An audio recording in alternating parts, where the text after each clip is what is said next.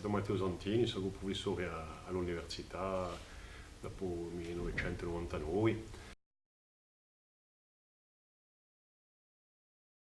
Insegno in teoria comunicazioni agli UT e a patrimonializzazioni di ciò che tocca a culture materiali in letteri.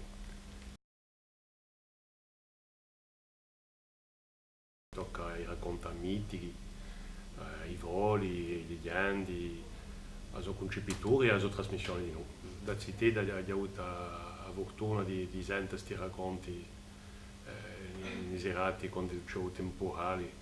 che l'elettricità si non da via, tanto come babbo contare a voli e sono racconti che sono fermati a mente durante la mia gioventù e quando è venuto il momento di trovare un soggetto di ricerca mi è venuto come naturale. Non annoia mica la gente, senza voler ridere manco, ma di cercare di far passare un messaggio senza straziare la gente in con i pochi di dati troppo scientifici, troppo specializzati. L'idea di spartare qualcosa in cui gli enti non sono mica forse specializzati, ma che poi dare un pezzo di ciò che gli dico e ritengono giustamente. Di sicuro è più importante questo è uno scopo da professori, da una conferenza qui davanti agli studenti, lo scopo di trasmettere qualcosa, giustamente, di far passare il gusto, il piacere di questi racconti qui, forse per cercare di conoscerli e se la fare i viaggi, di cercare di trasmetterli dopo. La trasmissione non si trasmette mica solamente storie,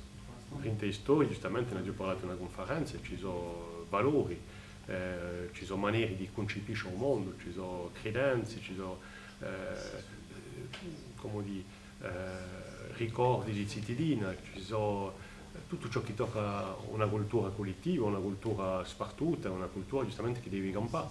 è qualcosa che fa che una cultura sia viva. Per militantismo potremmo dire, cioè, io quando ero liceano eravamo tra i 70 e l'80, era un'epoca indiata e da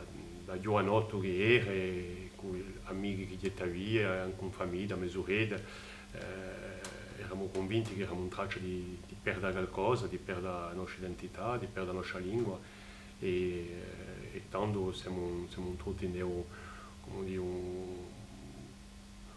un mondo di un militantismo culturale, politico,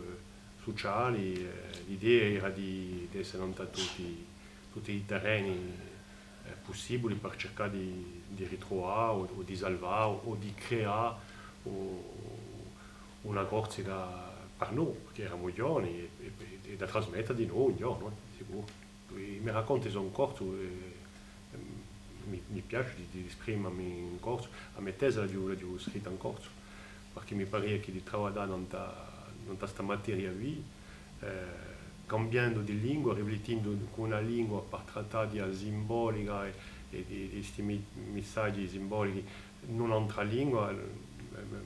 era difficile per me e dunque ho preso la decisione di scrivere in lingua corsa, di riflettere in lingua corsa, di matricolare, di concepire di nuovo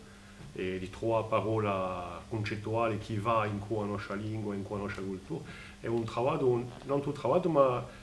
che permette come dire, di fare una sintesi accettevole per me.